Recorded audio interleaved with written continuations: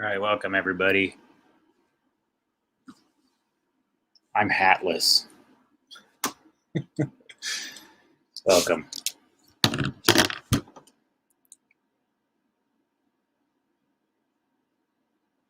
All right.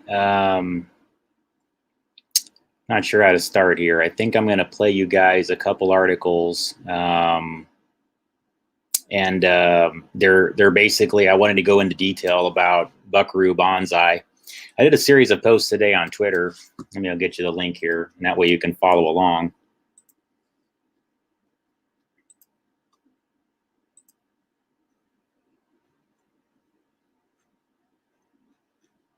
All right, hang on.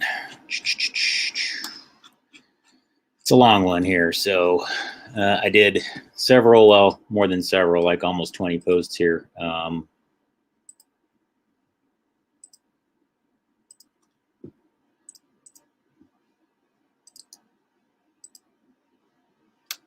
So there's the link in the Twitter. And then I'm going to, let's see here, I got to verify I'm online. Looks good here. Okay, cool.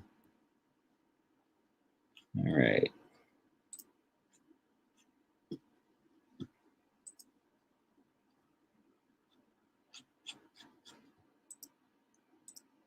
And it looks like we're live over here. Okay, cool.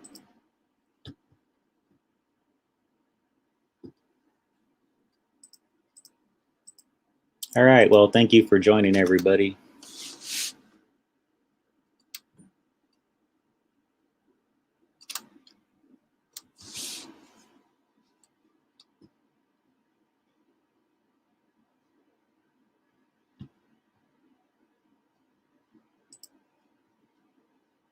Just bear with me here, folks.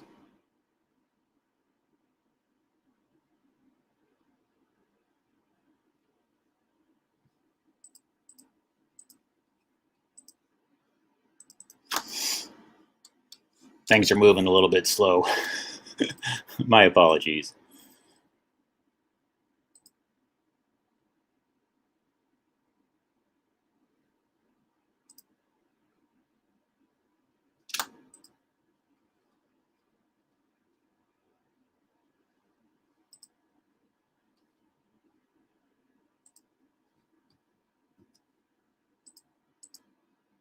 All right. So to start this off with, I'll just play you a couple articles and I'll probably come back to them later on in the material since I know a lot of people join late, but this will give me a little bit of time and I'll be right back. So effectively what I'm going to show you here are some articles I did a couple months ago, and they're related to the film Buckaroo Banzai. And I was also just testing out, I hadn't really had a chance to use my life meter. It's kind of like a, I guess you could say it measures orgone fields and subtle energies from various objects. It'll take soil samples. You can just put your finger on it. In fact, here it is right here, so that I'm not being cryptic. This is the exact device that I'm using. And so you can see me go out to different places, you know. Hang on, it's not actually on the right thing here.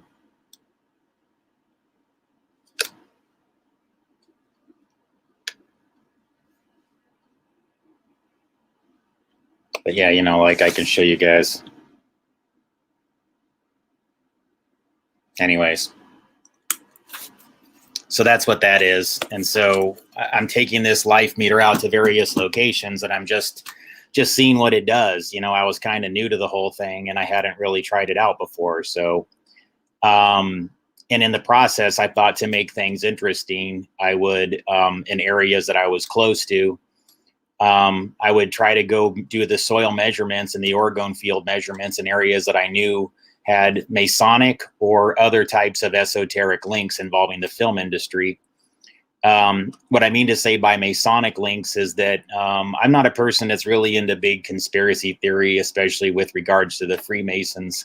I think that they're a popular scapegoat mostly.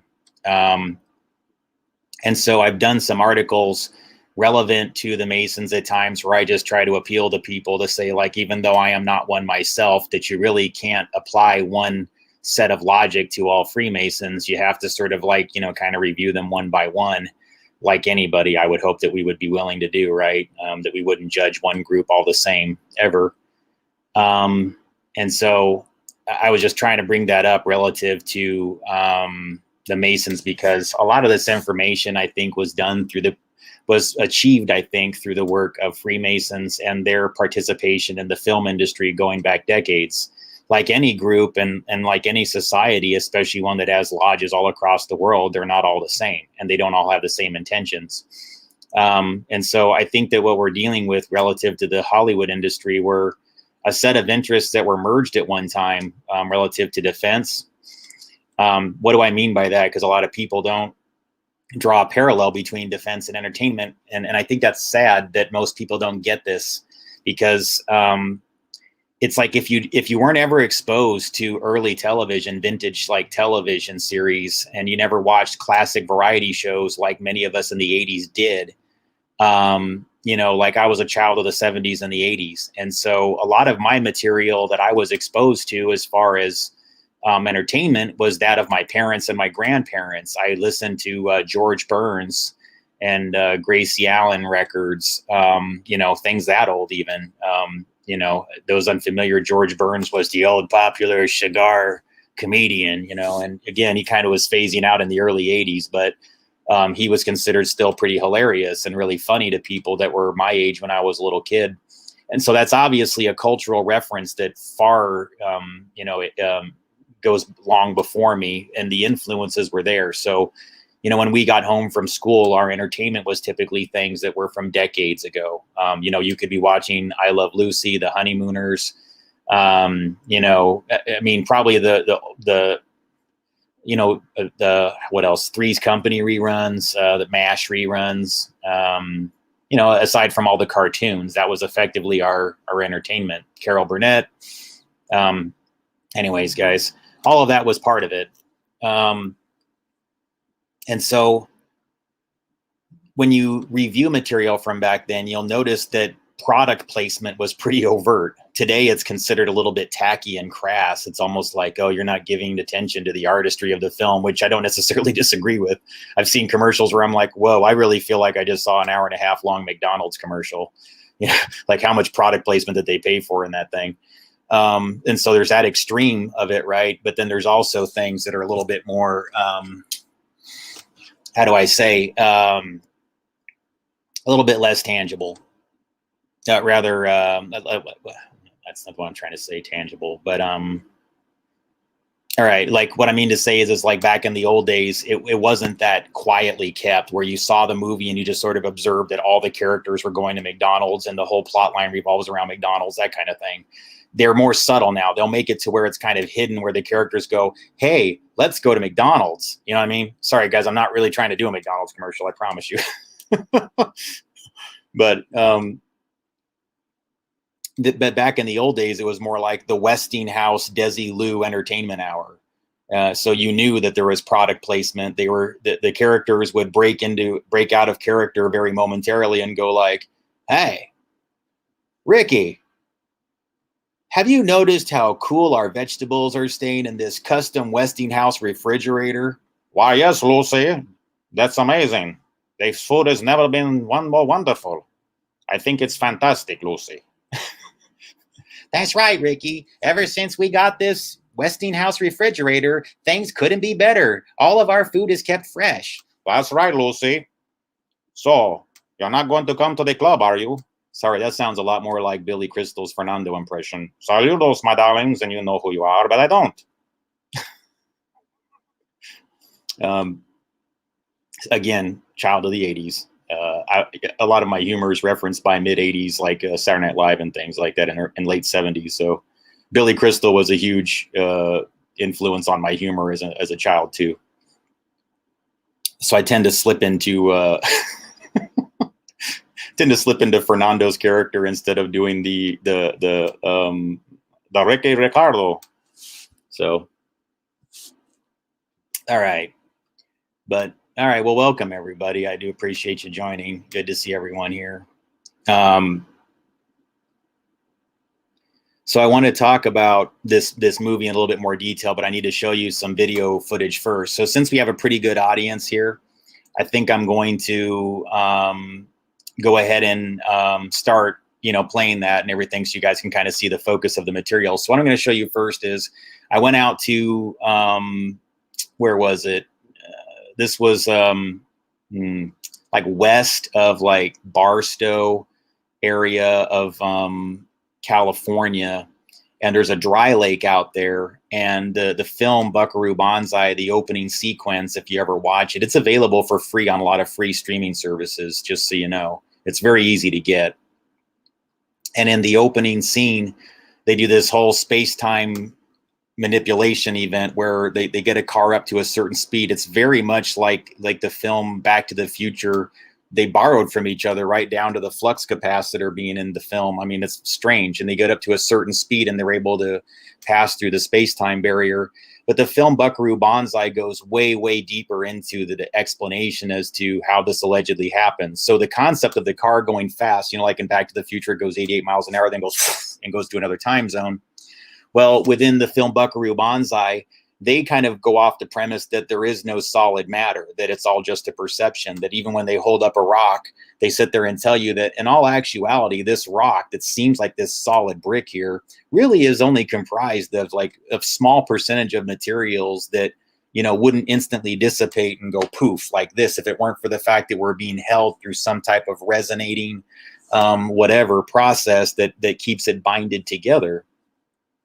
And so they kind of go, they basically hypothesize that with this oscillation overthruster, that you're able to remove like different parts of the particles and you know, the electrons and things like that, and only leave it into like a piece of non-solid matter that you can actually enter into and occupy within that space. And that within that space, it could be in any time or whatever, I guess, or dimension. So it's kind of a trippy concept when you think about it. And again, I'm not suggesting that something like that is going on, folks. I mean, I'm being realistic here.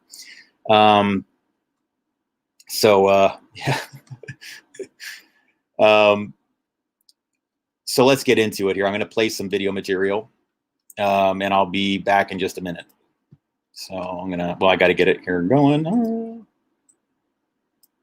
There's only going to be a couple minutes, this first one. I'm going to play a couple other video clips in between that kind of explain like why I'm at the dry lakes area, what I'm kind of doing out there.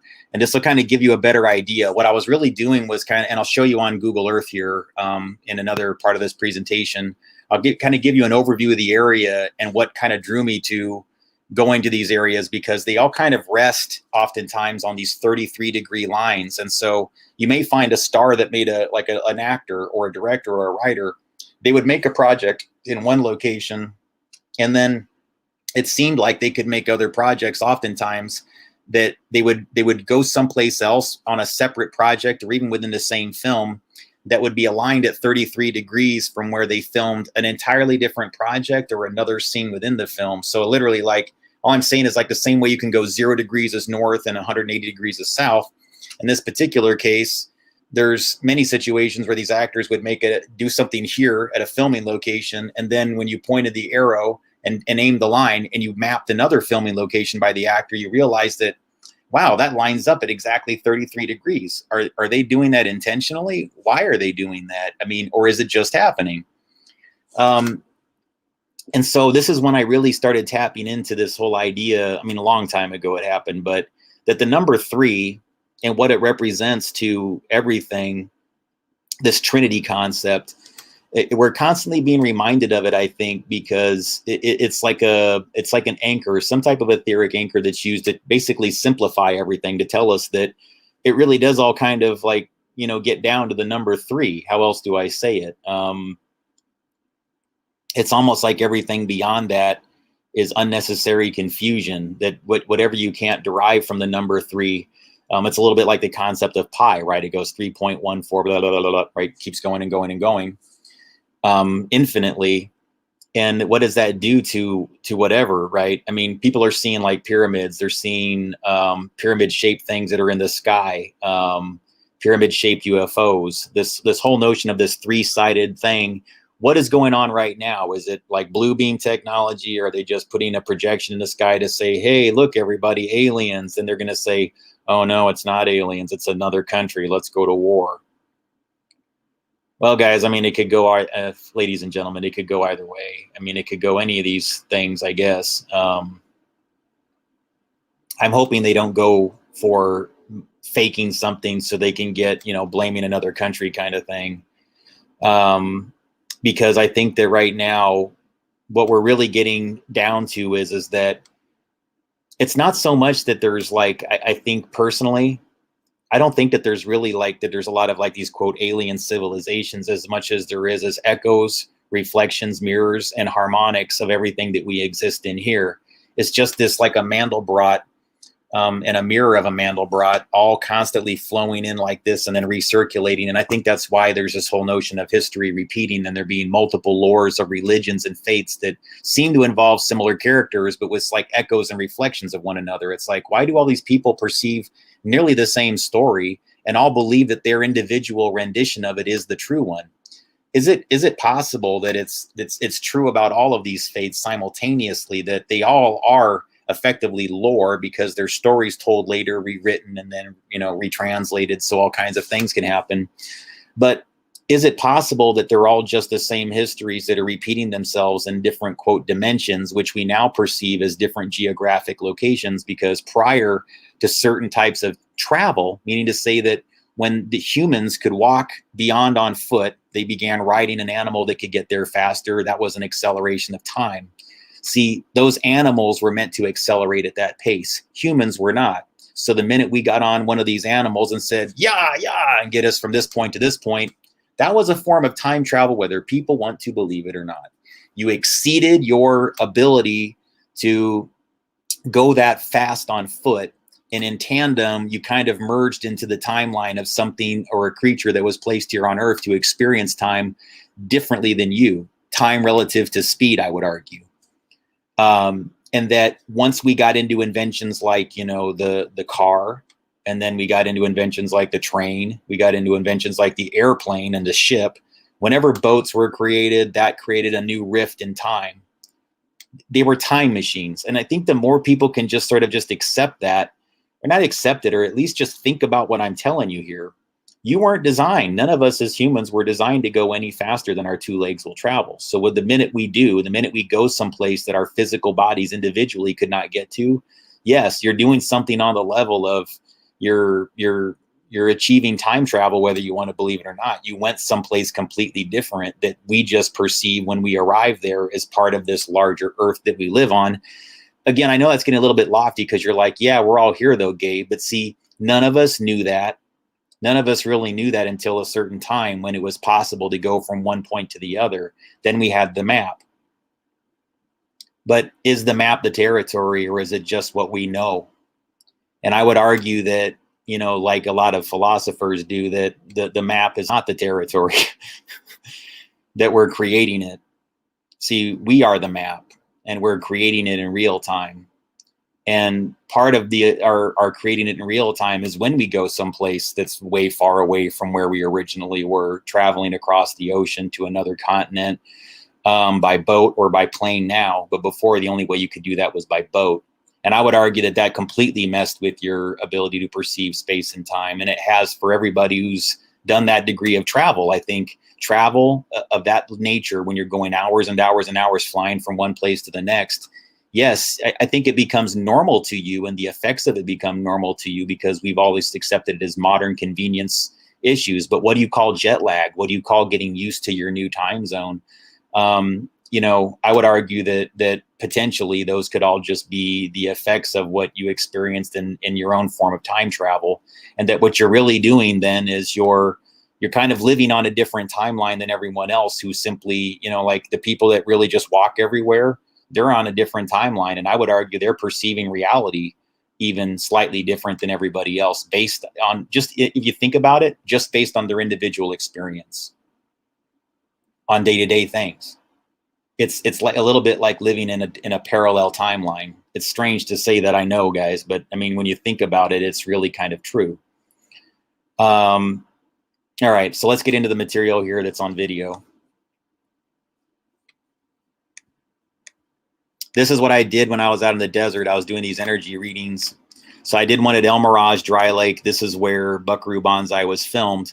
And so again, I was studying this whole 33-degree link between actors, and, you know, some really strange things started happening as I was doing these energy readings. And I realized I was tapping into a knowledge set that was, there's just something deeper going on. I was learning something that, you know, I don't know how I was learning it, but it was, the information was just flowing to me, and I was getting clues and data, and it was pretty miraculous. And it's been going that way for at least 5 or 6 years now, where I get a lot of information, somewhat like channeling, and it leads me back to a question or an answer to a larger, you know, either the answer is presented to me and then it leads me back to what the question was, or I'm just given a whole bunch of information and said, like, look, this is just a bunch of random data that we know is relevant, and a person like you who has your level of experience and understanding might be able to decipher if you've given all this information to unpackage.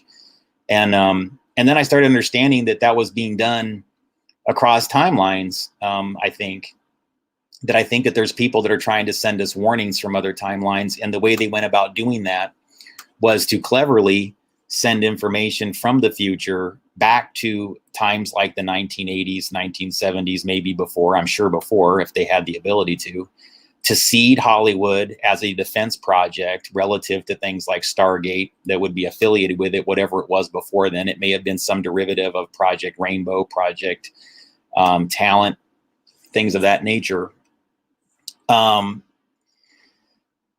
So what I'm thinking here, folks, is that basically that these are in fact partnerships between probably some high-level defense projects to basically warn us in ways that some people just simply couldn't accept. So they figured, well, here's a way where nobody loses. Let's just turn it into entertainment. We'll put in a whole bunch of these clues and series of films that operate as clues and operate as a, you know, I guess you could say a report about what they thought was going to happen. And then let's just see who receives the information properly when the time comes.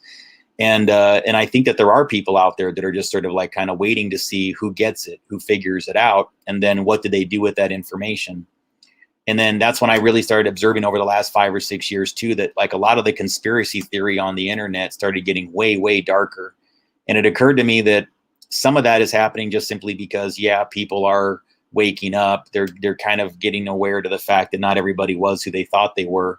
But then there's the other aspect of where there's people that are literally trying to program reality. People are trying to program the future, and they are trying to kind of like predetermine, well, how do I say this? The way you program, I think, is to have a system in place exactly like this, and then just to dope it with falsified data sets that would get the attention of a select group and work them into a frenzy of fear. And it's that fear mechanism that would fuel causing the event, which would, you know, again, because what you're doing with this is you're putting out images, you're putting out a storyline that is preloaded with information that is meant to anchor into the subconscious and the psyche. And then you're telling people that at this select date, at this select time, this horrible disaster is going to happen. That's going to cause all of these people to have to do something really awful. And they're going to have to do these horrible decisions. And they're going to have to, you know, again, programming everybody with fear, getting them to think the worst, creating multiple films and projects that could get everybody thinking about a disaster. And then simultaneously going, you guys, we were just trying to warn you. Well, what if none of those things were going to happen? It's just simply that these people had an awareness of the human mind that if they could get enough people in the collective consciousness to see these works, to have them popularized, 2012, the film, 2000, the new disaster, will we see past 1999? Will the global communication grid shut down? You guys remember 1999? Wah, wah. Nothing happened. There was no software issue. Just kind of went. It wasn't some huge programming issue that nobody could figure out. Like, that's what we were told, that it was going to cause all these problems because we're going from 1999 to 2000. Yeah, it required some correction in computer code because of, you know, people abbreviate the dates and things like that. I get it. But no, it didn't really cause the huge disaster that people predicted. It's like they wanted it to happen and they wanted there to be a reason when it did. So whose interest is it to like do all this? All right, well then now you're getting into why they limit the access of so many people to these types of systems. They limit it because there's enough people out there doing malevolent things with regards to their creative projects.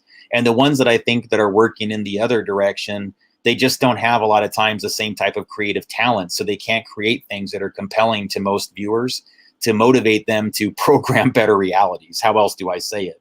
I think we went from the point where they were simply warning us or creating caution to where some groups learned, hey, wait a second. This isn't always just warning. Sometimes we can make some shit happen by doing this. Let's see what we can do. And of course, they're always going to weaponize it first. It just seems to be a thing in people's minds to see how much damage they can cause before they learn how miraculous and beautiful it could all be. Sad, sad people we are sometimes, but we'll get there. I think we're going to evolve as a species in ways that are exponential. I'm trying, folks.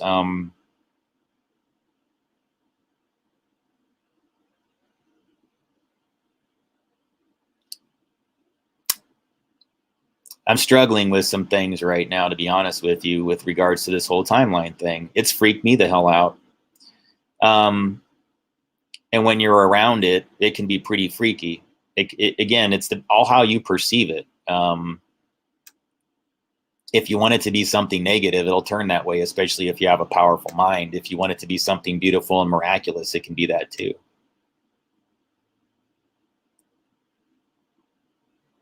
For some reason, I'm hearing in the back of my mind Amy Mann's song, Wise Up.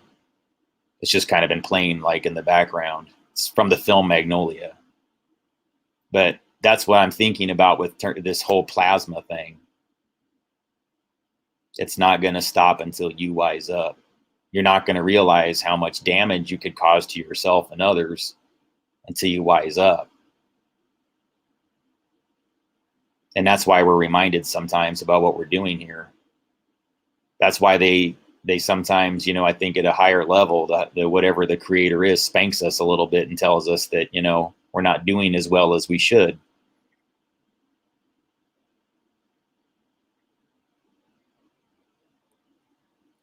So onto that. I get a lot of like beautiful, miraculous signs, even at the times that I'm at my worst, where they reach out, whoever this is. I think it's not just friends of mine who do this from other areas, but it's, there's something involving whatever the creator is that I feel very in tune to. And that I don't feel menaced by it. I don't feel scared by it. I don't fear death at all. And I don't really even fear the future. And I think that once I got to this level where no matter how bad things get, I've just learned to be like, all right, I have a new challenge, I guess, a new opportunity to change reality in a different direction, or bend the plasma field, or balance the energy field. I don't really like to bend plasma as much as, unless it's, if a piece of, I guess if it's bent out of order and then you do this and you straighten it out to where it should be, then I guess that's a good form of bending. So I would call my bending of plasma balancing, because I'm learning that there's plasma flowing all around me and that I seem to be like a magnet for the way this flows in. Guys, I've measured it to the point where I could sit here and try to give you like a couple hours of theory on what I've learned from the BioL GDV camera about my bioelectrical field and my body voltage. I'm going to get more into that when I can. I need help to do that though. So that's, I got to figure that out, filming it and everything else like that. So,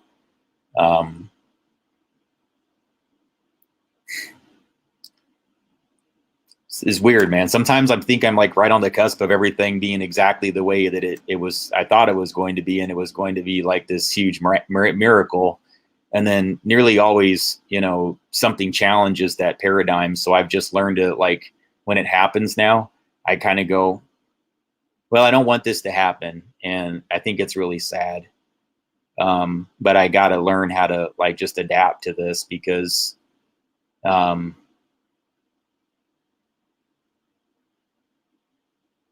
guess there's just the way things are now. It's a new reality for us to exist in. It's something for us to have to get used to.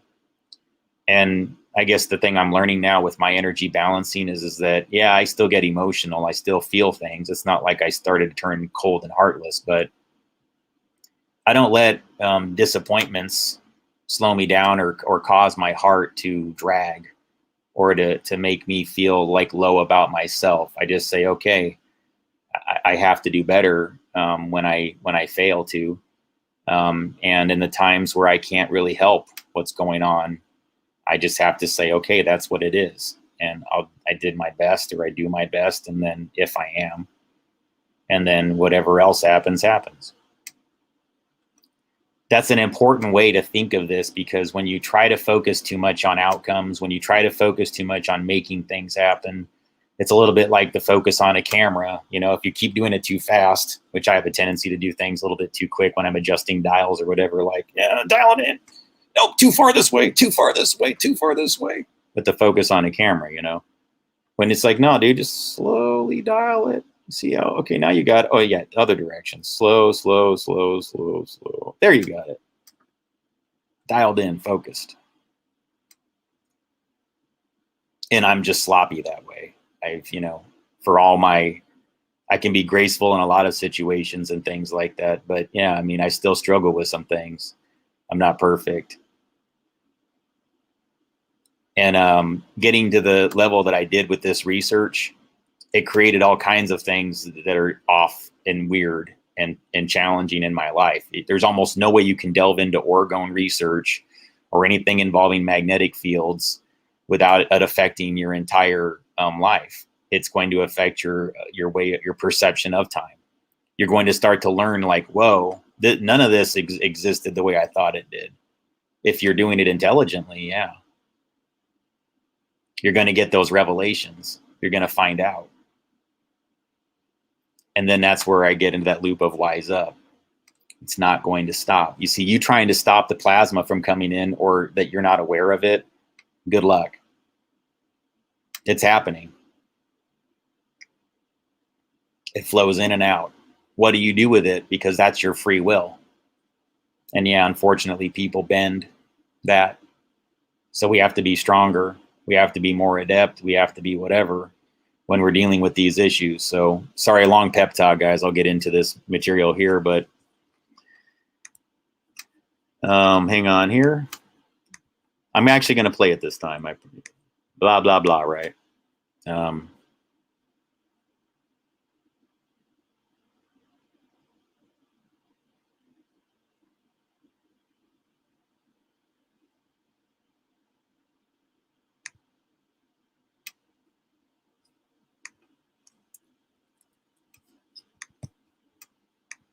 Dry Lake. Hey everybody, I'm reporting from the El Mirage Dry Lake. This is a location that they filmed Buckaroo Banzai at, mostly over yonder out there. But yeah. So again, this is less about the 33-degree line, although I find this super interesting, guys. So I come out here to do my measurement. Talk about weird. And I choose this post because it's one of the last places I can test at the dry lake before you have to pay a fee, which I don't want to do because I only want to run a quick test, right? And look where the post is. I promise you guys, not planned. I literally just pulled up and found this here, 1933, this post. Why it's called 1933, I don't know. But look at my measurement here. 0.47 there. And then when you look here, you got it around 33 in the negative orgone, rather the dark orgone, EOR spectrum of radiation. An interesting reading out here. This is the Buckaroo Banzai location of the dry lake. So again, a movie that deals with life energy, space-time manipulation. A lot of it filmed out in this very desert. And I tested one of the other locations relative to Buckaroo Banzai, and this is the second one. So now I've been to both, man. There's your meter reading. Thanks. Hey everybody, I'm out here at the Silver Lake. Kind of near River's Edge, Rude. An interesting correlation because there's a movie called River's Edge. All right, hang on, guys. I'm going to play, give me a second to do another one. Got my hat back. Ho, ho.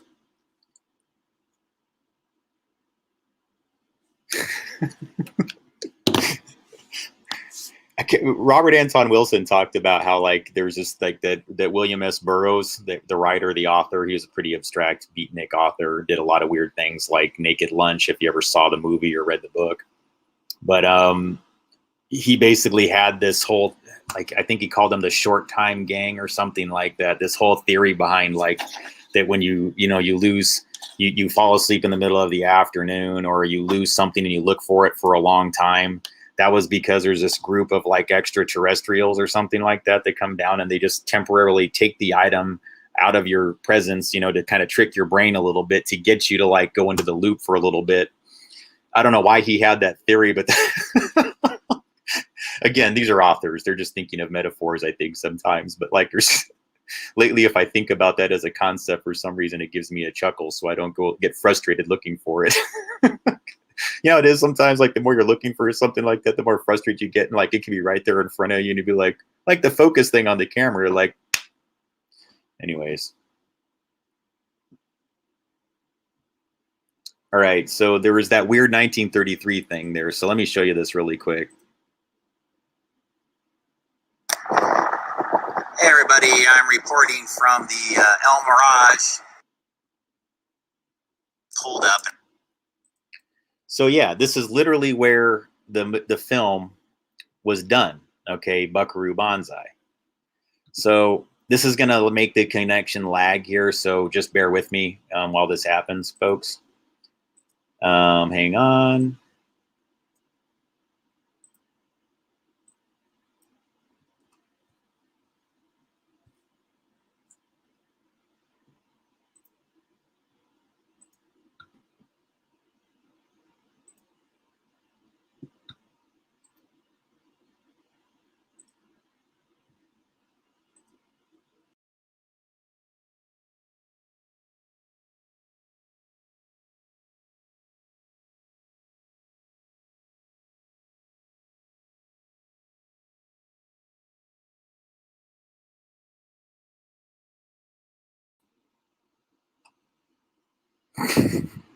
Sorry, folks.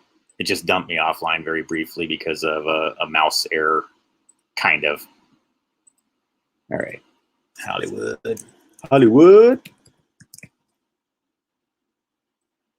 All right, here we go. All right, getting my Hollywood map before I start this.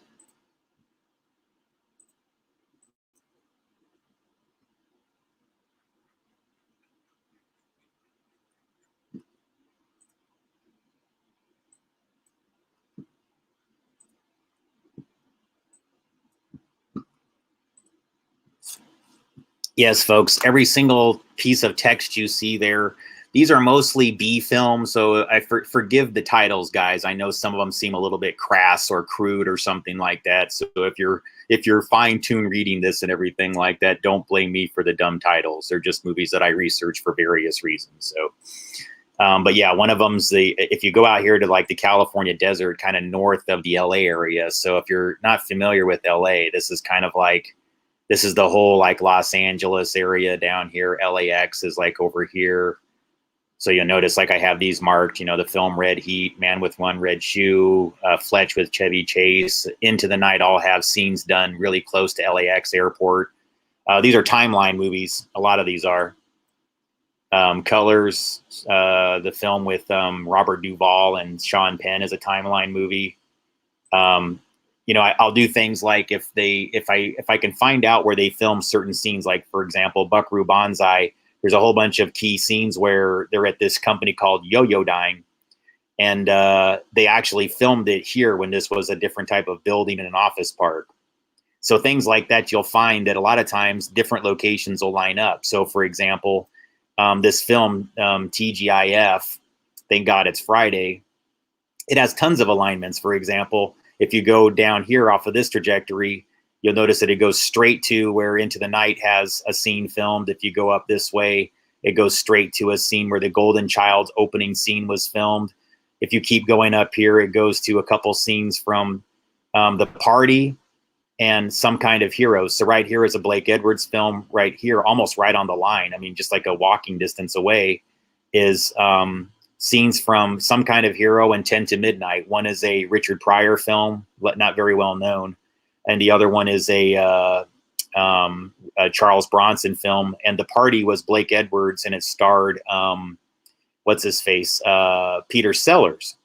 So again, I just kind of check out, like, when you see one location, who's lined up on the 33-degree line relative to that. And it's so bizarre how many times the same producer or the same series of creators are seemingly either doing this through direct intention or it's just happening by nature. I don't know. I mean, I'd have to have conversations with them to find out.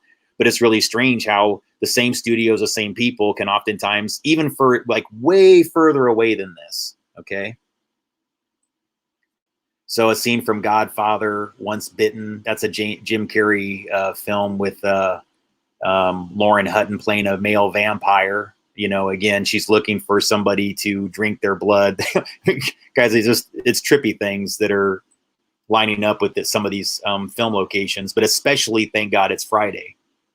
That's actually quite a far as a ways away there. But anyways, I didn't mean to get too deep into this one in particular. If you're a fan of Blues Brothers, that's where the Griffith Park scenes were done. It was also where they filmed some jungle scenes in the original King Kong. So,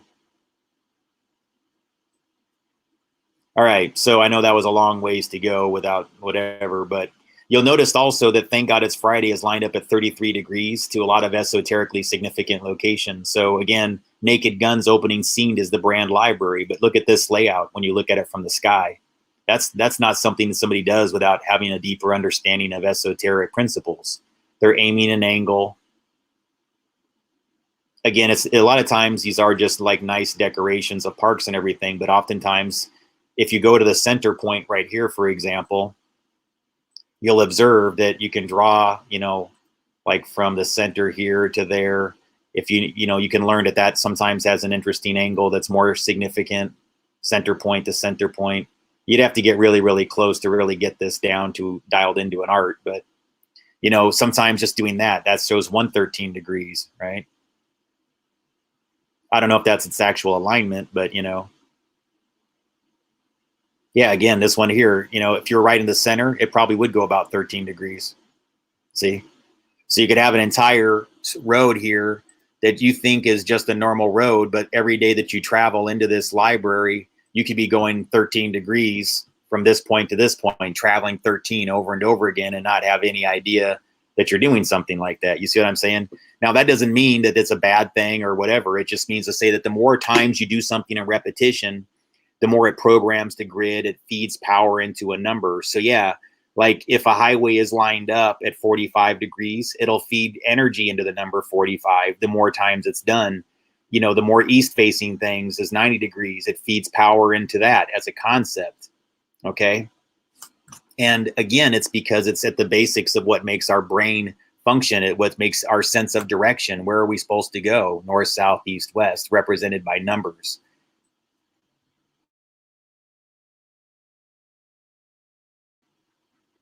Hope this is making sense to you folks.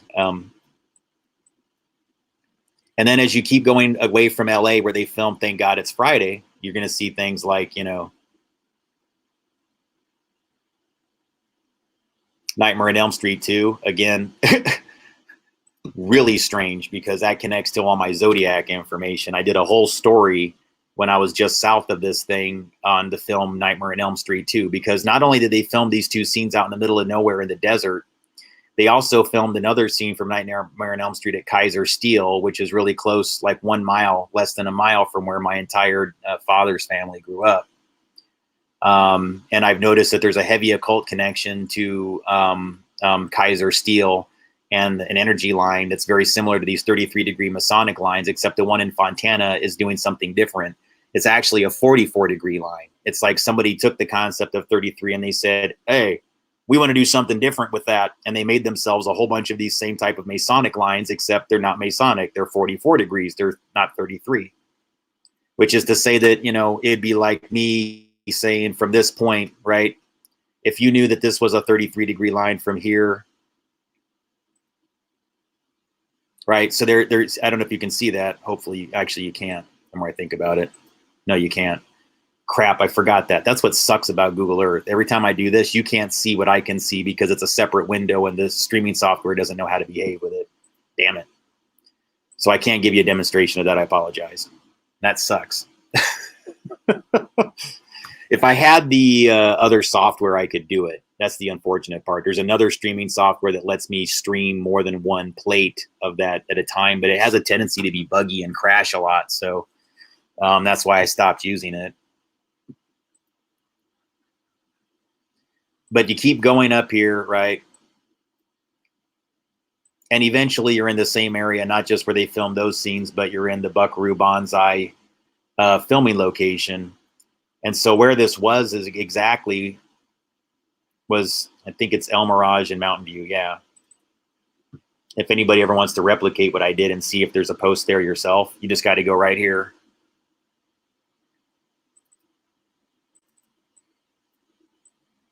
Ah.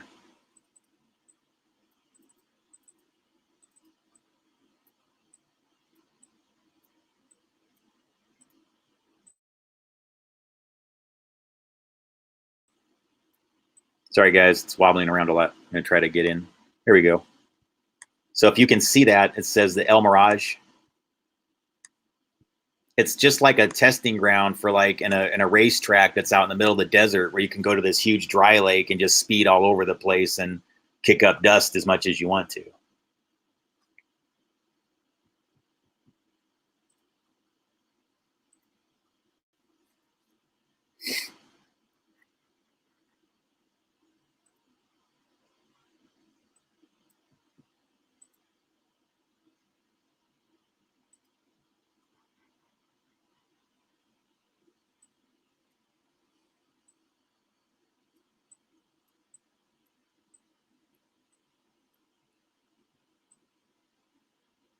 All right.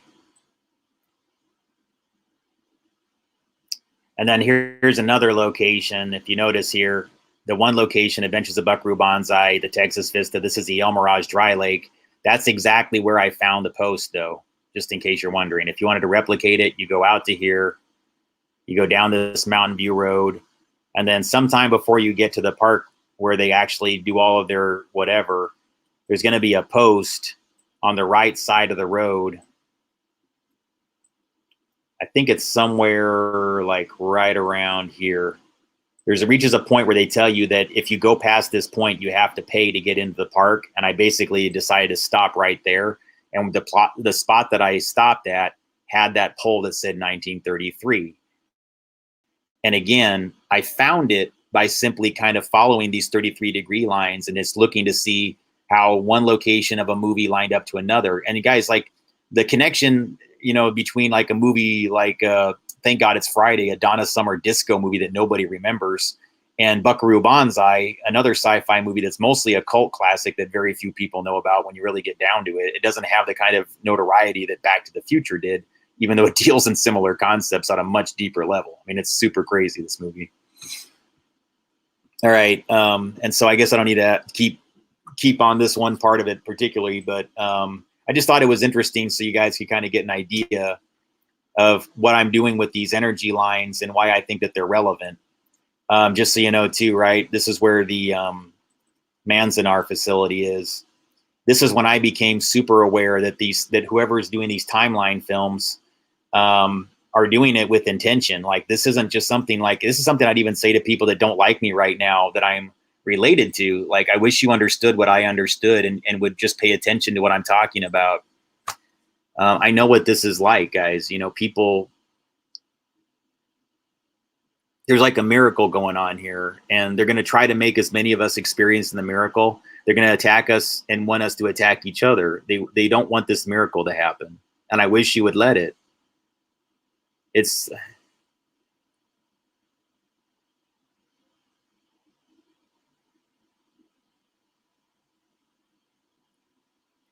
It's almost like they're so afraid of the negativity that led up to it that they won't let the enlightenment happen. That instead of just processing the lesson that we went through appropriately and then just saying like, hey, we're going to do better next time. We're going to be a better society. We're going to do something better with energy. We're going to, you know, I feel very forgiving towards a lot of people right now, even people that I've historically been very, I don't know, angry at. Not because I have any intention of changing anything or anything like that, but because I just simply understand energy better. And I understand timelines better. And I know that, you know, as bad as things have gotten in some cases, like not, or as bad as they might have been initially, they weren't always that way. And that some people really have had direct psychotronic attacks made on them to change their perception. And it's brute force. And if you don't know how it works, then sometimes it's better maybe not to know. I mean, that's fine. But I guess when somebody approaches me, my guess is usually, especially if they're trying to get my attention aggressively, is that they're looking for the information, that they want it, that they're not going to be the kind of person that comes back to me and says, this is too much, or don't talk anymore about it, or whatever. Like, you know, I'm pretty selective about who I share things with to make sure that I'm not going to be around that.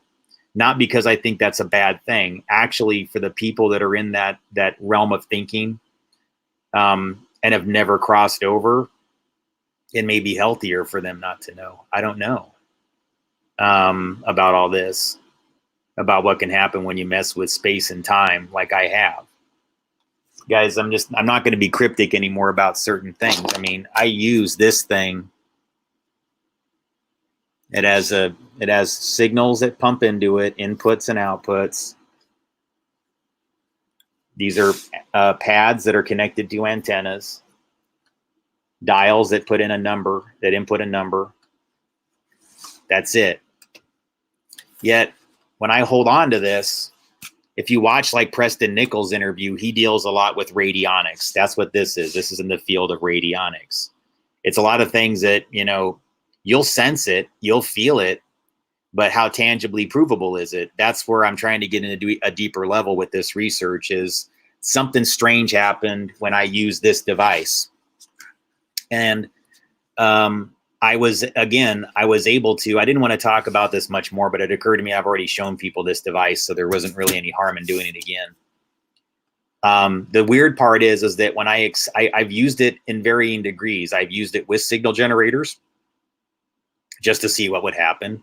And I've done things without signal generators to see what would happen. And what's trippy is I've observed that if I dial a number in and I put my hands on both of these pads, there does seem to be it changes the energy field in ways that I'm still trying to find a way. I'm going to actually experiment on this soon. I'm trying to understand, like, why did that change the energy around me? Why do I feel something if I just so much as put both of my thumbs on these two pads with nothing connected to it? Because it changes the energy in the room. It feels different. If you're really adept at these things and you study them, you know. So, you know, I'm sorry if this is like weird to some folks, and, you know, especially those in my family or other places that I do think are good people, the ones that I think are good and that didn't go to the dark side. You may be compelled to think negatively of me, and there may be those who would want me to think negatively of you because they don't want you to be a part of this miracle that you're potentially a part of. And I think we got there. We achieved a lot of this. It's messy and it's awful, or whatever some of the effects of it. But I think ultimately what it did was something good, even though it created some type of a rift, if I'm correct. Because it was this device, it was around the time that I had this device that I actually had somebody start to communicate in a way that was very, very realistic. It seemed to open up a gateway of sorts. And I don't know, maybe it was just my individual energy holding on to these pads. And that's what opened it up. I don't know, folks. I'm not that foo-foo with these things. That's why I have cameras. You know, I have the BioWell. I have the life meter. I mean, I'm trying to understand subtle energy. I'm trying to understand the aura. I'm trying to understand our biofield. I'm like what we emit out external from what we're already aware of. We know we breathe air, but we also emit bioplasma, and that bioplasma, it's affecting everything around us. It's programming the grid. Every film you see affects your perceived reality. Every television show can affect the grid in this way, especially things you watch in repetition. That's why I found this particular link so fascinating. I watched The Karate Kid like over 100 times when I was a child. I took Taekwondo lessons. I was super into The Karate Kid. You know, it was hard. Like if you're a kid that was wired like me back then, it was hard not to like that story. You know, it has all the elements of, well, of course I'm young, right? So it helped me having a strong appreciation for the beautiful Elizabeth Shue.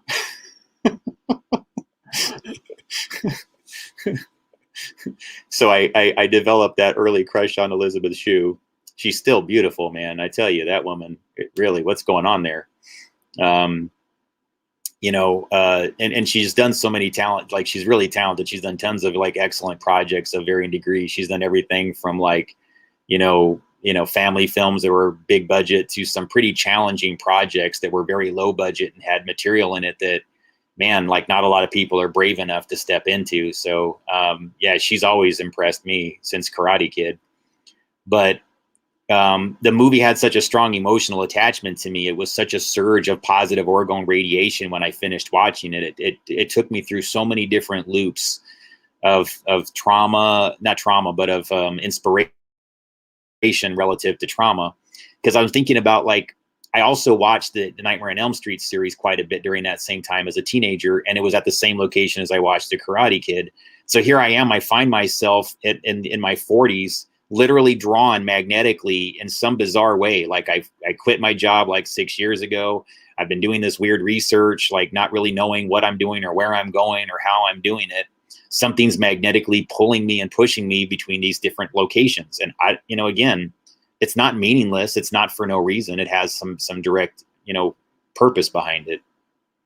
So when I started like getting closer to where The Karate Kid was filmed, that's when it all got super weird, because this particular series of lines, it points out, if you follow the line like that, follow the sidewalk lines, if you measure this angle to this angle to here, this to here, this to here, these lines all point to different directions once you see what the information is. So I don't know who did this specifically, but this is very consistent with Freemasonry and the types of things that they do relative to energy balancing within the grid. Or if they're, whatever reasons, energy domination, however you want to perceive it. But yeah. And so what got trippy is when I drew one of the lines, it's in the sidewalk, not even some esoteric number. It took me out to the Las Vegas area, one of the Manzanar lines,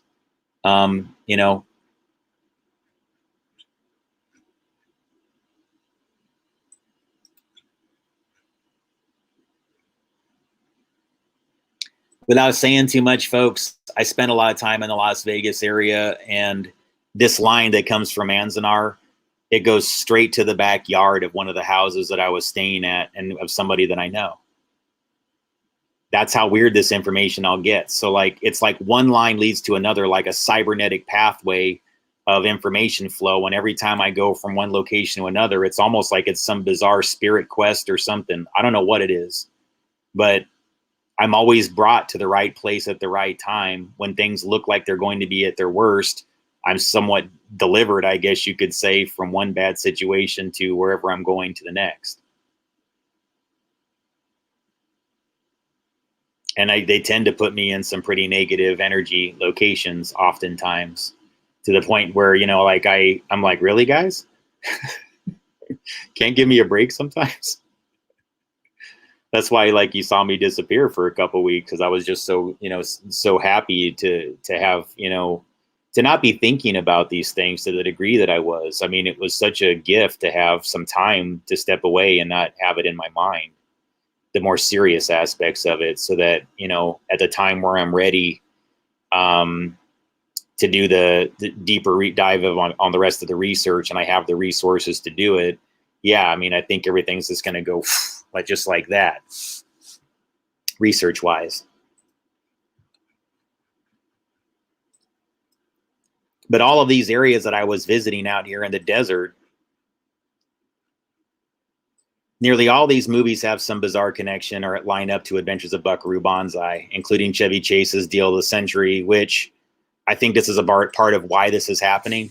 I think somebody literally like Chevy Chase is a little bit like a 6 degrees of Kevin Bacon relative to Hollywood Energetics. This is going to be a little bit lopsided because of the settings. Hang on.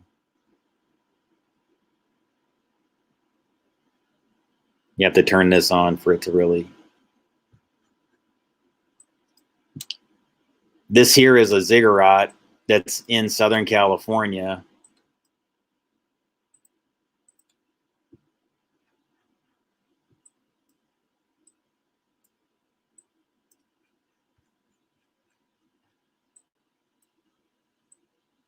So somebody actually built this, ziggurat structure. It has all the principles of a ziggurat, and it's in what's the name of this town? It's the Chet Holyfield Federal Building at 24,000 Avila Road, Laguna Niguel, California.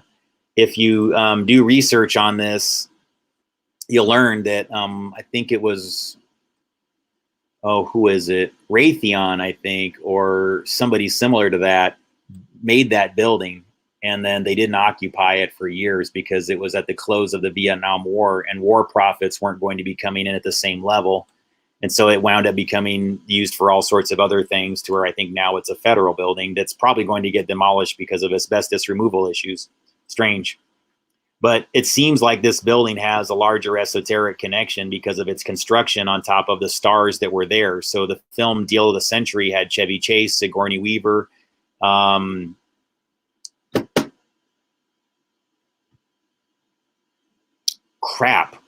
on. Gregory Hines, that's it. Okay, and Gregory Hines. I was like, there's 3 stars of it. Gregory Hines, Chevy Chase, and Sigourney Weaver. Okay. And then I've got some weird, funky connection to Chevy Chase if you follow my material. So anyways, so that kind of took me from Deal of the Century location. I actually went to a lot of these places that line up with it. I wound up actually here, and I did a story. I traveled this entire crest line up here where lots of things have alignments, not just Hollywood films. So Buckaroo Banzai lines up, and then there's a link to the top of this highway here, and this is called Rim of the World Highway. So when you go up to the top there, you can see everywhere across the valleys of California. I mean, assuming there's no smog, which is rare. But yeah, if you can see through the smog, you can kind of see forever. And it's one of those types of locations. It's pretty cool. I did a story actually about the Masons on top of there, so go figure. All right. Hope that wasn't too boring, folks. I'm going to get around to the next part here. Hang on.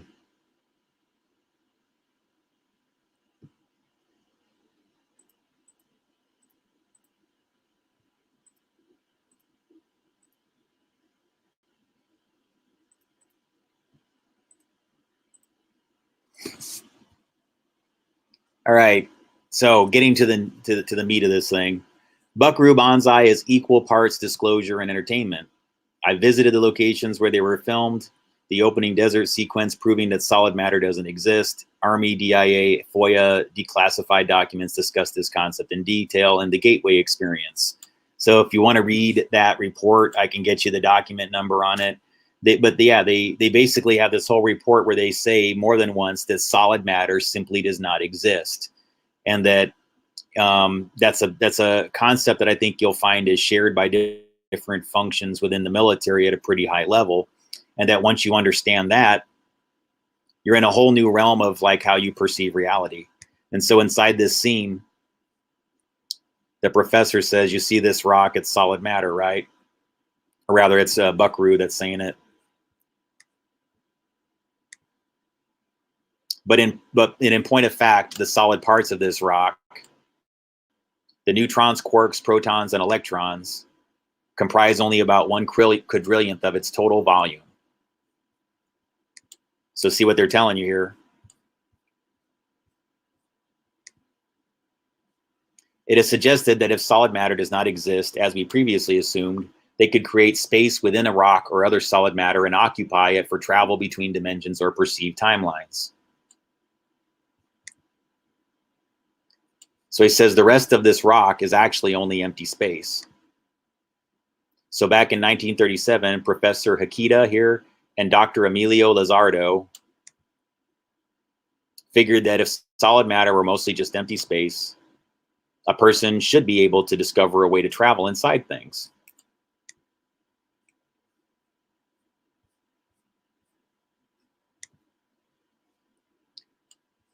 Hikita, sorry, I put Hikito, partnered with Lizardo, who has a thick German accent prone to seagulls, right? In 1937 to create a device that could open a window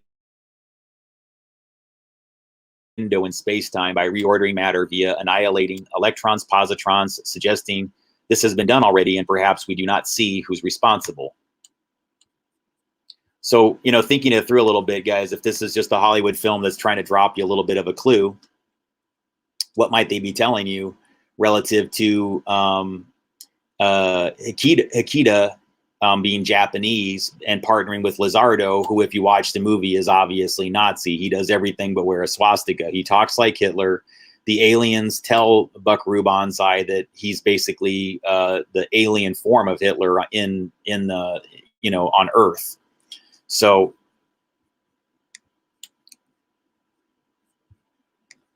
he says we created a device called an oscillation overthruster, which systematically reorders matter by annihilating electrons, positrons,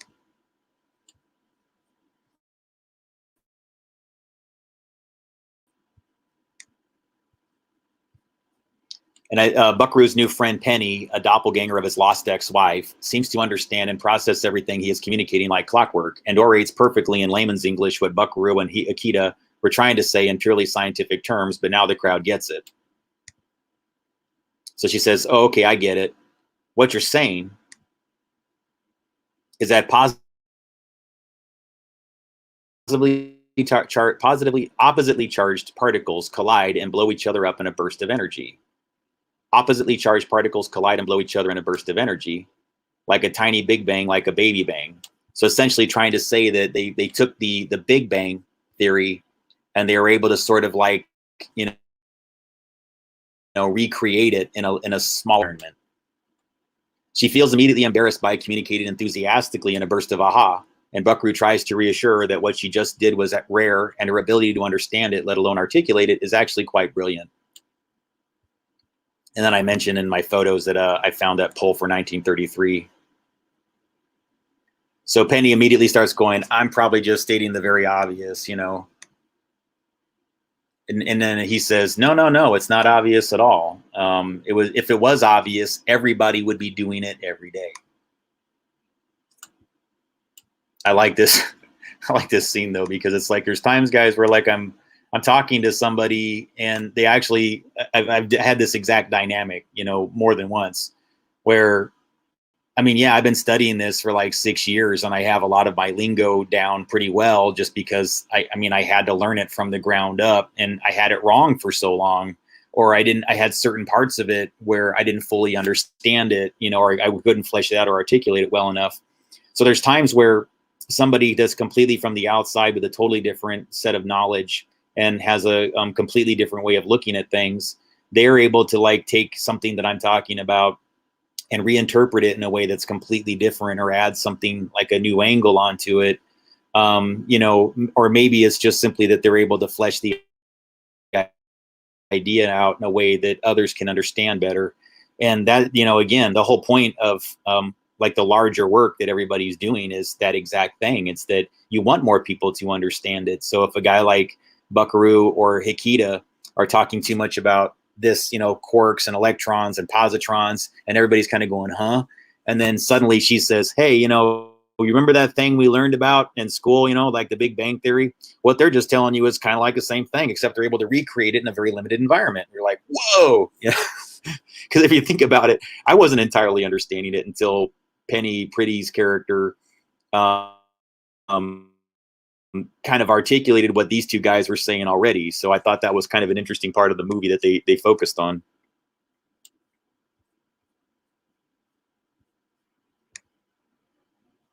The experiment he referenced was filmed at a dry lake in California, where I found the pole labeled 1933. This is where he proves solid matter doesn't exist, like the gateway experience that Monroe Institute and Army DIA were discussing in declassified documents. Or it's what KRS-One, I think, was the one who coined it from Boogie Down Productions. He calls this edutainment. I literally went right through a mountain. But you could take that mountain and pulverize it and sift through it like breadcrumbs for the rest of your natural life. and you would never find this.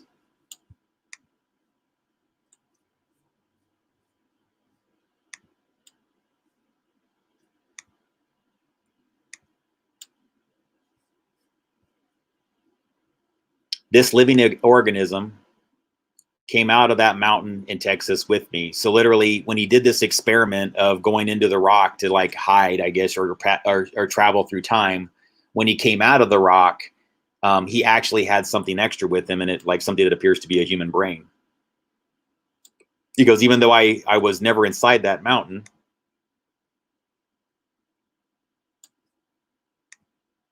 All right, then they tell him the president's, calling him, right? So if you think in thinly veiled metaphors and understand what is likely communicated, one could say this is urging us to understand brainwave, no solid matter, and everything is frequency, vibration, and energy. And when more people do, we will ascend from perceived physical boundaries. If that answers anybody's questions.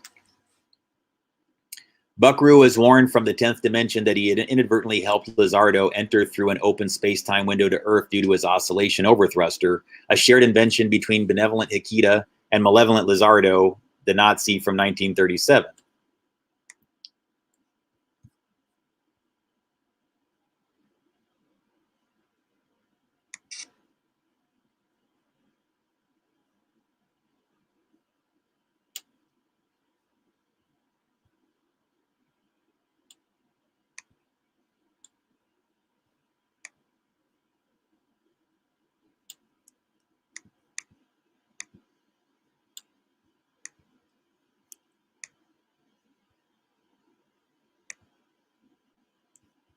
Actually, I can't show you guys these clips because I'll get a copyright violation, so I apologize for that. But basically, they get this holographic message from the 10th dimension that kind of warns them that that if Buckaroo Banzai doesn't actually fix this problem because he created this space-time loop. So as Buckaroo is warned from the 10th dimension that he inadvertently helped Lizardo enter in through an open space-time window to Earth, okay? And so the next part, while researching Yoyodyne Propulsion Lab, a cipher for JPL and Dynetics, in my humble opinion, Buckaroo's team finds a startling number of fake sounding names in their employee database, not unlike what we find at SAIC Leidos, who purchased space technology company Dynetics. So again, folks, I know it's going to sound a little bit far-fetched, but this scene to me is kind of pinnacle within this, where they basically tell you, like, they're researching the Yoyodyne. And again, I would call Yoyodyne something very similar to like a jet propulsion lab, that was founded by Jack Parsons. It's like they're integrating the lore behind Jet Propulsion Lab and Jack Parsons and his OTO sex magic rituals, the whole Moonchild ritual. If you know about the founding of Jet Propulsion's lab, guys, whoa. I mean, I should actually do a quick thing on that, but I don't want to take up too much time involved in this topic. But basically, they find a whole bunch of fake records, like tons and tons of fake sounding names, and nearly all the employees have the first name John, and they all registered for their what do you want to call it? They all registered for their social security numbers on the same day, and they all got them on the same day. So again, and they're all referencing that they were born in Grover's, wherever Orson Welles said the aliens were invading. Okay. So they all have fake birthdays. They're obviously fake. They all have obviously fake names, and they're all working at the same corporation. Again, it's so bizarre how much this lined up with my research involving SAIC, Leidos, and Leidos now owns space, exploration company Dynetics, all connected. It's like they were giving us a little bit of a warning. I don't know. Maybe, maybe not, guys. Buckaroo, with his benevolent ET partner, warned the president that Earth is caught in the crossfire of a war between conflicting alien races, and both sides are prepared to sacrifice Earth via nuclear extortion if they don't acquiesce. So again, part of the plot line involves, within that last scene that you saw, that what they're telling everybody is that because of what we did here on Earth with Buckaroo's invention, or rather Hikita and Lizardo's invention that Buckaroo used, that he inadvertently opened up a window, an interdimensional window that brought an enemy from the 10th dimension into the ability to enter in Earth through that same space-time window. and that when they did, even though it was unintentional, it created something that was irreversible. Well, not irreversible, but it made it a situation where if Buckaroo doesn't fix it with his team, then the 10th dimension ETs are telling us that, like, look, if they succeed in doing what they're going to do on Earth, they're coming for us next with the resources from the Earth. And the only way that we can prevent that from happening, if you don't stop him, is to destroy Earth. And the way we'll go about doing that is to get you into a war as the United States with Russia, then the Soviet Union, by launching an attack on Smolensk, Russia, from America, creating the illusion that the attack came from America, which will force us into a nuclear war and annihilate the entire planet. And they figure, hey, that way the humans do it to themselves, and we can all walk away with this problem gone.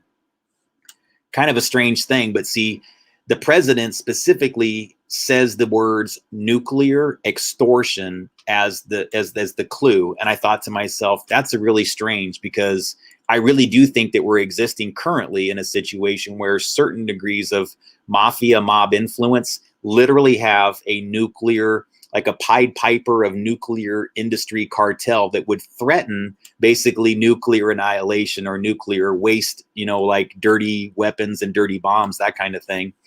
I think that they are kind of behind the scenes, kind of like holding our government hostage to a degree under this threat. There just seems to be a lot of people that once you get to a certain level of information, they all freeze up and say, like, I'm not touching that. And it's because of this. It's because there's certain people out there that can just go, are you sure you want to fire us? Are you sure you don't want us around? You're just like, whoa, that's some serious shit.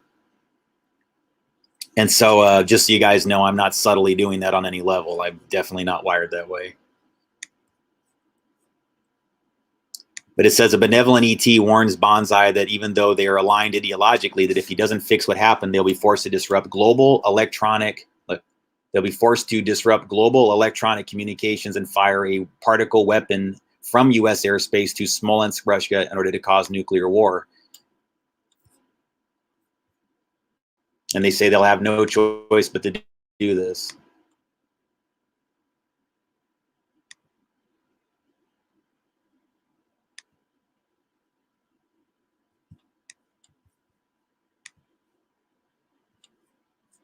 I know this all looks pretty goofy, guys, and I feel a little bit weird about presenting it to you, but, you know, I think sometimes the weirdness is it allows the people to give the relevant information. You don't have to accept the part about ETs, and I'm not sure that I do. What I'm telling you is that a lot of times they're just metaphors that'll get you into understanding the larger problem on another timeline. So look at this less as about ETs and everything else like that, or even dimensions, and look at it more as disclosure about a current existential threat that we're facing relative to some of these things.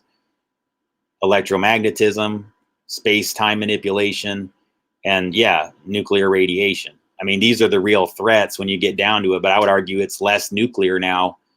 Because people kind of know there's almost no turning back from that. But the thing that's less tangible is how there's less, you know, how do you turn back from messing with something like this if you actually if you break a barrier somehow, you know, with a device like this, how do you turn back from that? It's like impossible.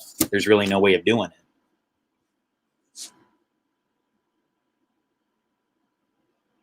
If Buckaroo can't stop their mutual enemy, Lizardo's Nazis on Earth, they have no other option but to, you know. So the guy kind of observes, you know, that's an action that the Kremlin would take as you know, an aggression towards you will most certainly misinterpret as an American first strike. And so she says, if you fail, we will be forced to help you destroy yourselves. So again, she agrees. She likes these guys. She's there to help them, but she has no problems telling them that if they don't fix what they did, then they're going to allow us all to get destroyed.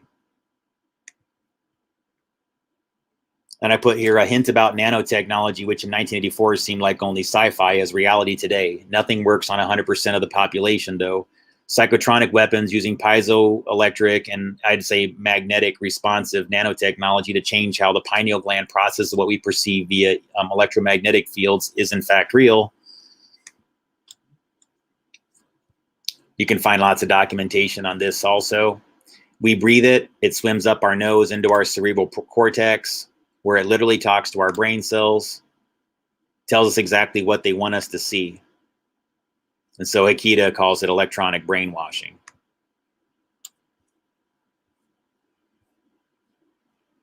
Think this through a little bit. It's just a chemical or some type of thing that is fine particulates that gets into your nose. It goes up into your nasal passage, almost like a swab to test for something, right? And then once it's in there, it tells the person exactly what the people that put it in there. It makes you programmable, makes your reality programmable through the nanoparticulates that get absorbed into your body. A side effect from electromagnetic manipulation causes both Buckaroo and Penny to electrically buzz and shock when they try to kiss or make contact. Another clever metaphor and parallel reality reveal. I actually find this joke pretty humorous in light of everything. So again, Penny and Buckaroo have been doing battle, you know, and fighting this problem. But when he returns to her to give her a kiss, he can't do it without shocking her. And so his first attempt at moving in for the kiss, he gets shocked and knocked, and he's like, what the hell just happened? And so he tries again, and this time a little bit slower and things like that, and everything starts to work out. And she's like, careful, you don't want to get hurt.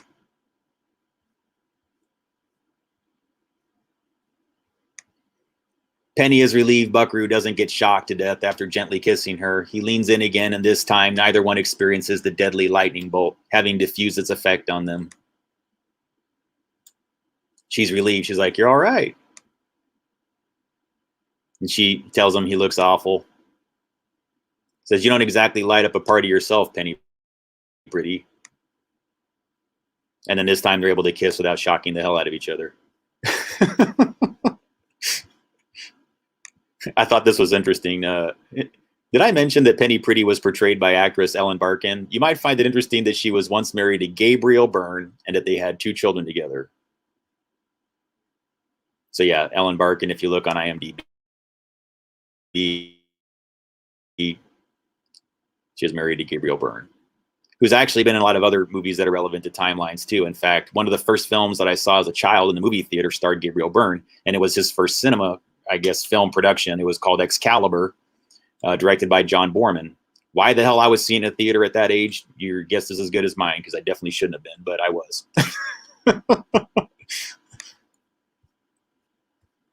So that's my that was my weird day with the Buckaroo Banzai thread. And yeah, so guys, if you have any questions, feel free to ask them. I'll try to look through your things here for whatever. So good to see everybody here. If you're still around, I know I haven't been talking to the chat very much. So hello, everybody. Good to see you. Welcome, welcome. Good to see you, Lisa. Good to see you, everybody. Willow, Carmen, Kathy, Good Witch, everybody. True Seeker.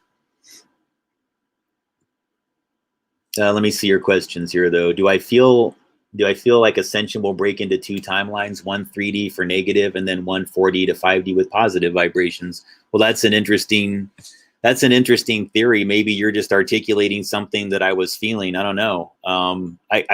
I have something that I did on this, but I don't have time to show it to you now.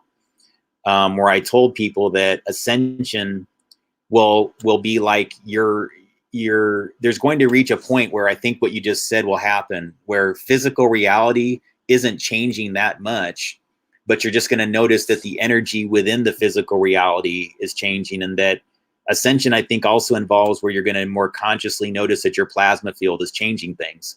But while this is happening, it's a little bit like a form of testing a little bit to see if you pass to get through to the next dimension, because I think it's a little bit similar to that. There's people on the other side that have technology that are going like, do we let somebody go from 3D to 4D? Is there there's a gateway to go from 4D to 5D? I don't know. I'm not even sure that I would be willing to use those terms to define it myself. I just feel like what's happening is a little bit, and I explained this about a week ago. It's like the closer you get to like this energy environment that we're in now seems to be DOR, deadly orgone radiation dominant in a way that's imbalanced. And so I feel like it's a little bit like the concept of purgatory in a way, or the concept of hell on some level.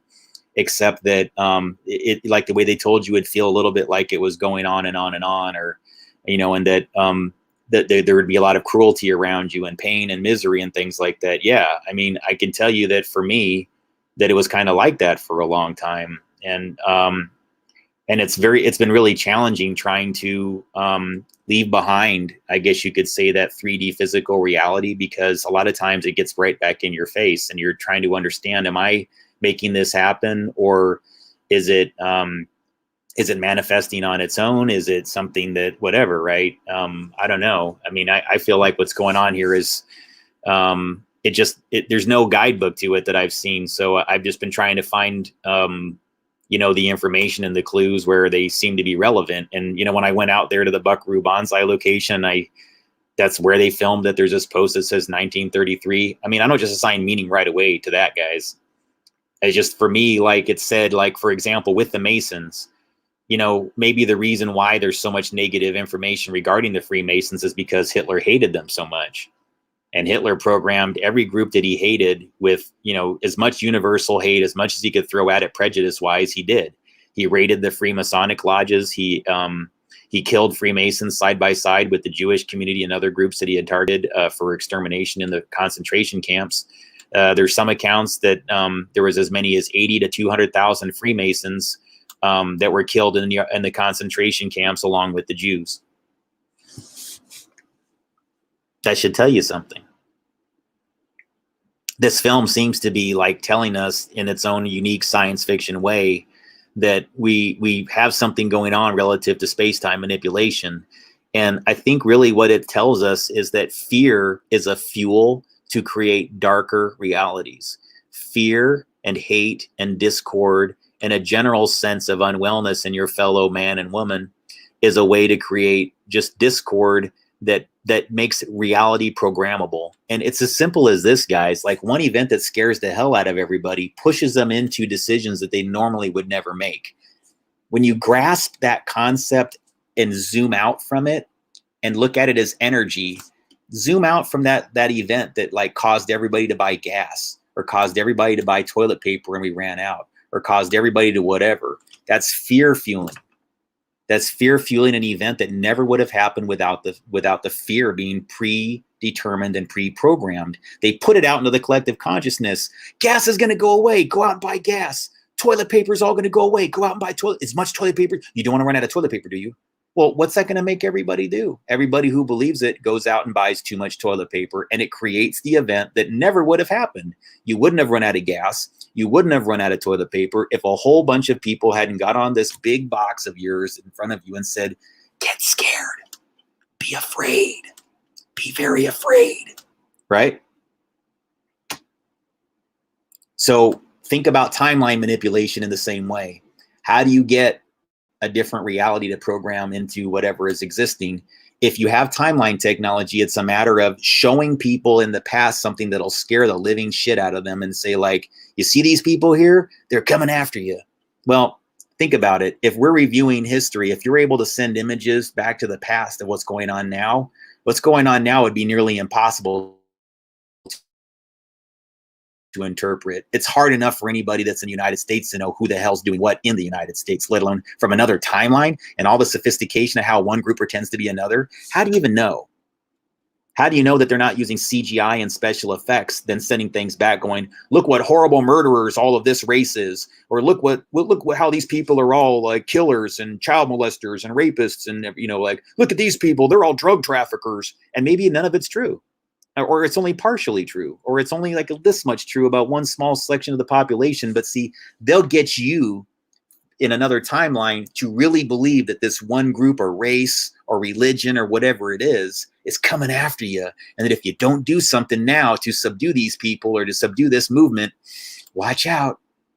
That's why I say, folks, that especially in the future, I hope if anybody reviews this again, like, remember the fear component into programming reality, because it just does, all it does is, like, you just have to create that thing that spooks people, shocks them or whatever, gets them to go do something they otherwise wouldn't, and you created the event. That's all. Yeah, True Seeker says German scientists came here along with large number of Germans. We didn't win WW2. And yeah, so if you follow my material, True Seeker, I talk about this at length. You can go into my playlist section. Yeah, I talk about paperclip. I talk about all that. Probably the only part that I don't talk about in a great length is Antarctica, which I think is worthy of exploration. I think that the whole Nazi Antarctica link relative to what they're doing now is relevant too, especially guys, because, you know, I mentioned earlier that there's a lot of like parallels to SEIC and Leidos when it comes to fakery. Well, Leidos bought Dynetics. Leidos also runs Antarctica for America. So Antarctica is officially not like, it's not anybody's country. It's not an individual country governed by any individual government. It's so unpopulable by everybody that they just take a section and share it. So like England's got a little piece, China's got a little piece, you know, Argentina's got a chunk, you know, different countries around the world just lay claim to their own little plots. And you'll find it up in Antarctica. If you see documentaries about it, it's not uncommon to have, you know, they all just share things. And, you know, it's probably about as close as we have to a real UN on some level, like, but, you know, there must be something they know in Antarctica that's unique. And, but yeah, there's a lot of science based experiments going on up there. And, you know, some, I think, to varying degrees of benevolence and malevolence. So.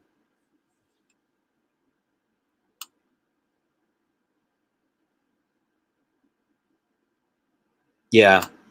Yeah, good comments, True Seeker. So, yeah, during Ascension, alchemy occurs only good people, enough people will make this change. Alchemy physically is uncomfortable and emotional. That's a good point. Because I'm telling you, like, I've struggled over and over again with how I process information coming in. And I constantly am trying to, like, you know, say to myself, am I just accepting a negative, you know, priming factor? Am I accepting a negative data set that's pushing me into a more negative reality? I really do honestly ask myself that before I even repeat something anymore. And I'm just trying to get better at it. I don't want to program people into fear and trauma, but I also don't want them denied information. So I don't want them to lack the tools and the skills that they have to identify things, where they are, how they are, and who they are. So, but really good chat tonight, guys. I guess I'm gonna probably end it here in about a minute or so, since there's not a lot of questions. It's mostly just us commenting back and forth. And I'm trying not to make these too long here, so that each one that I do has more individual relevance and people don't have to, like, you know, scramble around and get fast forward an hour to get to the meat of the topic. So sorry, guys, I'm just like that. These tend to be like all in all reports about how things are going too. So, but I want some of this to be documentation for, like, I don't know, say I ever have a offspring or other relatives or something like that. I want them to kind of see at least some of this and know that there's coping mechanisms, that they get it from, you know, from me personally, to say that, you know, don't panic. Don't get too spooked out by what's going on if you're new to this, or if it's just now happening to you. But try to remember the power of your mind, that it's powerful, more powerful than any technology that was designed to defeat it. And I'm telling you that because the human hive mind, what we can do collectively as human minds, is way, way more powerful than any of these weapons, electromagnetic in nature. They really are. I've been exposed to some of them. I've been exposed to some bizarre energy fields. And all I can tell you is that I'm constantly amazed at the ability of the human mind and brain to bounce back from extreme challenges. Yeah. So please try to focus on programming a better reality, and let's not get too deep into the fear cycles, or too deep into spreading, you know, anger and rage about one another and towards I guess in the world. You know, what can we make it? How can we make it better? So thank you very much for joining, and I'll talk to you soon.